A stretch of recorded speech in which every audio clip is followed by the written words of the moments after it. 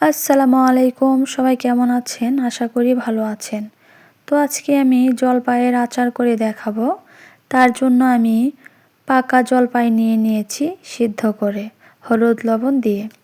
আপনারা চাইলে কাঁচা জলপাই নিতে পারেন, আপনাদের ইচ্ছা। তো দেখতে পাচ্ছেন বিচি ছাড়িয়ে ভালোভাবে ম্যাশ করে নিয়েছি হাত দিয়ে।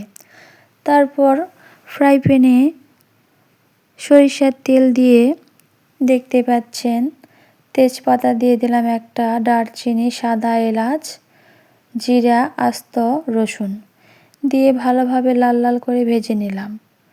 নিয়ে দেখতে পাচ্ছেন জলপাইগুলো দিয়ে দিলাম, দিয়ে ভালোভাবে মিশিয়ে নিচ্ছি। এখন চিনি দিয়ে দেব, আপনারা চাইলে গুড় দিতে পারেন। আমার কাছে চিনি ভালো লাগে, তাই আমি চিনি দিয়ে দিলাম। এখন লবণ দিয়ে দিচ্ছি, দিয়ে ভালোভাবে মিশিয়ে নেব। এখন হলুদ দিয়ে দিলাম, বিট লবণ দিয়ে দিচ্ছি।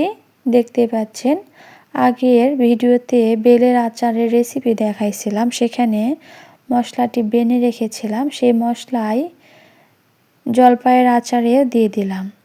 সংরক্ষণের জন্য ভিনেগার দিয়ে দিচ্ছি 1 চামচ অথবা 2 চামচ আপনারা দিয়ে নেবেন।